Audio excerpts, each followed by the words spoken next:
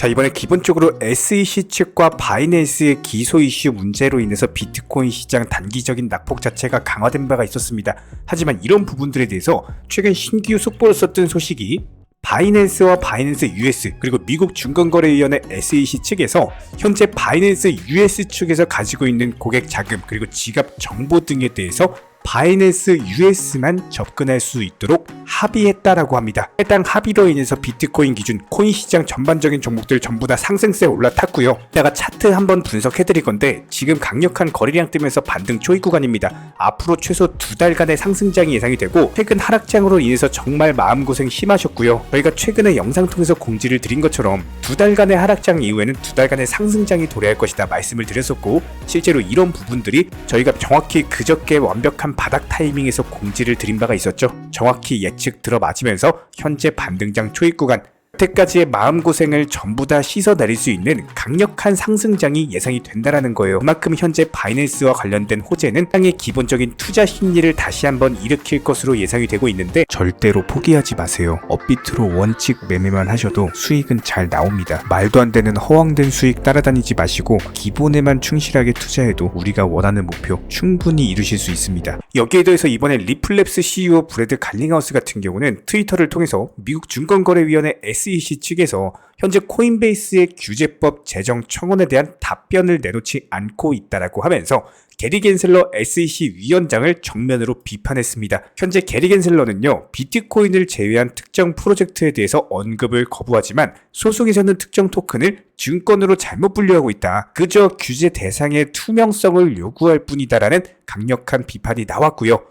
여기에 대해서 폴 그레왈 코인베이스 최고 법률 책임자 CEO도 마찬가지였습니다. 코인베이스가 SEC 측에 신청한 암호화폐 규제법 제정 청원에 대한 법원의 답변 강제 조치를 촉구한 바가 있었는데 갈링하우스 같은 경우는 윌리엄 힌먼 이전 SEC 기업 금융국장이 SEC의 내부 우려에도 불구하고 이더리움이 증권이 아니다라는 내용의 연설을 강행했다고 하면서 배후를 조사하겠다라는 언급이 나왔습니다.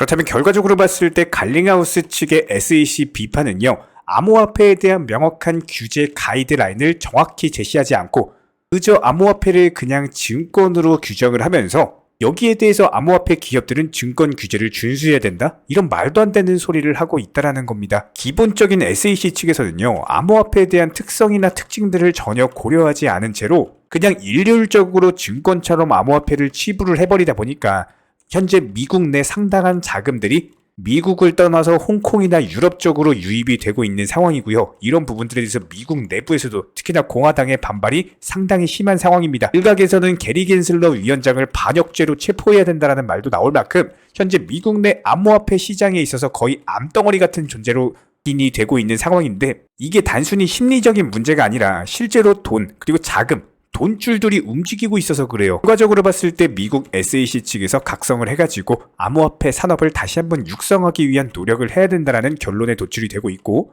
여기에 대해서 이번에 미국 증권거래위원회 SEC 측 바이낸스뿐만 아니라 코인베이스도 기소를 한 바가 있었죠. 현재 코인베이스와 SEC 측의 소송을 심리하는 제니퍼 리어든 판사 대신요 캐서린 폴크 파일라라는 새로운 판사가 뉴욕 연방법원에 배정이 됐다라고 합니다. 새롭게 배정된 판사는 USDT 발행사인 테더 그리고 암호화폐 거래소 비트파이넥스가 연관된 민사소송을 담당하고 있기 때문에 기본적인 암호화폐 시장과 관련된 정보에 익숙할 수밖에 없고요. 법원 서류의 교체 사유가 명시되진 않았지만 리어든 전 판사가 이전에 근무했던 로펌 깁슨 던 같은 경우는 다른 사건에서 바이낸스를 변하고 있기 때문에 어쩔 수 없이 코인베이스 사건을 기피할 수밖에 없는 상황. 그렇다면 여기에 대해서 갑작스런 판사 교체는요, 코인베이스와 SEC 소송에 있어서 상당한 영향력을 미칠 것으로 예상이 되고 있습니다. 특히나 이번에 교체된 파일라 판사 같은 경우는 암호화폐 시장에 대한 이해도가 높고요. 기본적으로 리어든 판사보다는 코인베이스에 조금 더 우호적인 판결을 내릴 가능성이 높기 때문에 실제로 지난 2019년 당시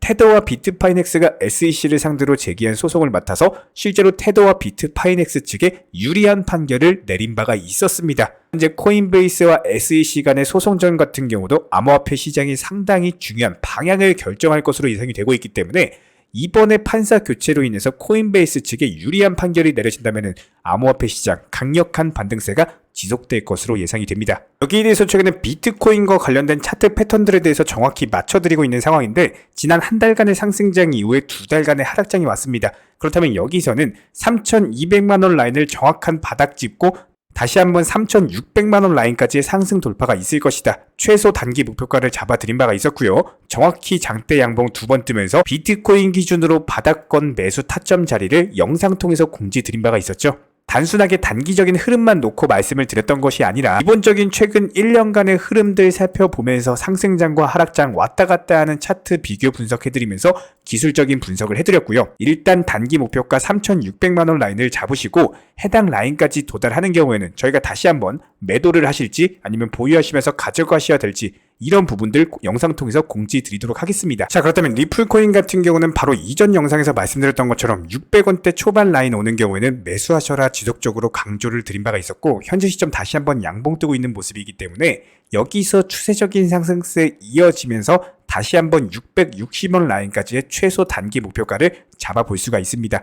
이런 기본적인 부분들 매수나 매도 타이밍 같은 것들 전부 다 영상 통해서 공지 드리면서 최근에도 1차 매수, 2차 매수 그리고 정확히 매도 타점까지도 영상 통해서 말씀을 드린 바가 있었죠. 이런 기본적인 부분들 구독과 좋아요만 눌러주시고 따라와 주시기 바라고 다시 한번 660원 라인까지 상승했을 때 매도하실지 보유하실지 영상 통해서 한 번 더 공지 드리도록 하겠습니다. 특히나 모든 차트 패턴에 있어서 코인 시장 또한 마찬가지입니다. 첫 번째가 종목 선정, 두 번째가 매수 타이밍, 세 번째가 매도 타이밍 이 세 가지만 잘하시면은 수익 내는 게 너무나도 쉽죠. 저희가 오랜 기간 동안 영상 통해서 증명을 해드렸던 것처럼 바닥권 라인부터 영상 통해서 매수하셔라 말씀을 드렸었고요. 무조건적으로 모든 차트는 단기간에 급등하면은 조정을 받을 수밖에 없습니다. 딱 라인에서 매도 사인 드렸었고 또 조정받았을 때 매수 타이밍 다시 한 번 더 매도 타이밍을 드리면서 최근에도 마찬가지예요. 물림목 라인에서 기본적인 매수 타이밍 잡아드리면서 다시 한번 최근에 상승하면서 팔고 나왔습니다.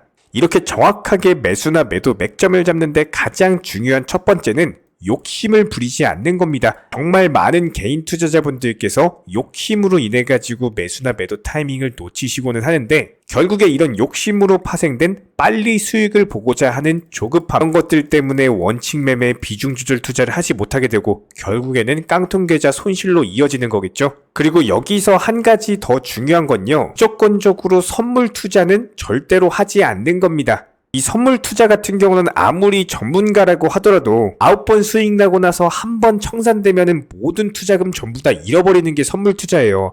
만약에 주변에서요 선물 투자하시라고 강조하시는 분이 있다면은 그 사람 바로 귀싸대기 날려주세요. 내가 평생 어렵게 모은 투자금에 대해서 정말 한순간에 청산당할 수 있는 특히나 이런 변동성 장세에서는요 코인 기준으로 불장이라든지 그냥 아예 폭락장이 아닌 이상 이런 기본적인 변동성 장세에서는 절대로 코인 선물 투자하시면 안 됩니다. 무조건적으로 지금 시장에서는요 안정적으로 업비트 기준으로 코인 현물 매매만 하시면서 비중 조절 원칙 매매 통해서 투자금을 꾸준히 늘려 나가셔야 되는 거고요. 이런 기본적인 부분들에 대해서 매수나 매도 타점 같은 것들 꾸준히 추적하면서 수익 내드리고 있는 상황이고 선물 투자하지 않으셔도 그냥 업비트 위주로 현물 거래만으로도 충분히 투자금 늘려 나가실 수가 있습니다.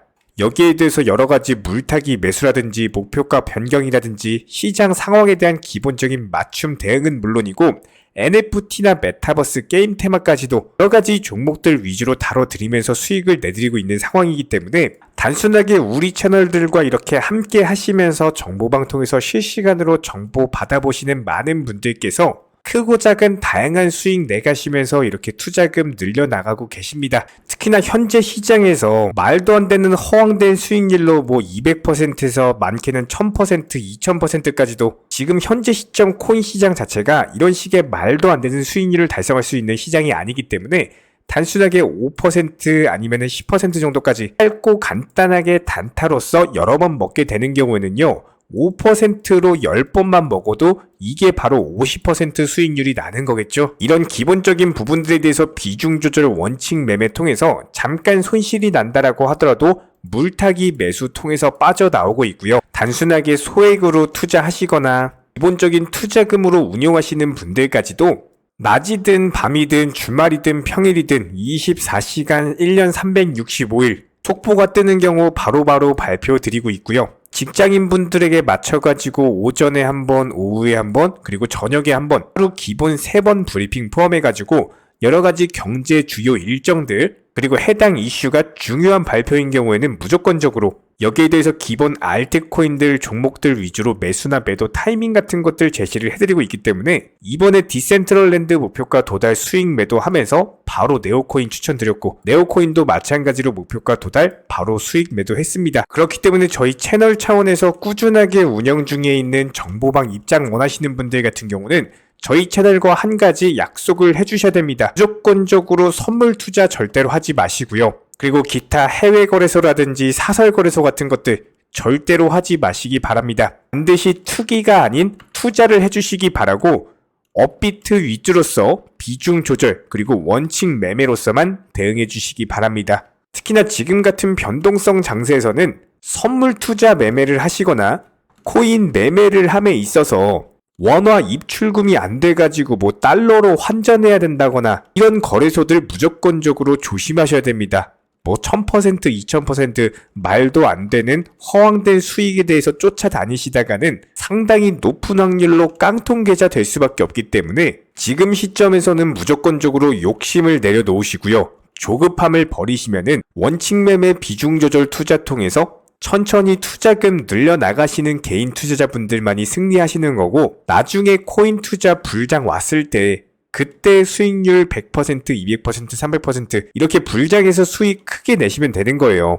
지금 시장은 한마디로 손해를 보지 않으면서 천천히 단타로서 수익금 늘려나가시는 분들만이 코인 투자 가장 잘한다 이런 소리 듣게 되실 겁니다. 댓글창 링크 통해서 신청해 주시면은 정보방 입장 도움 드릴 예정이고요. 구독과 좋아요 2가지만 부탁드리겠습니다.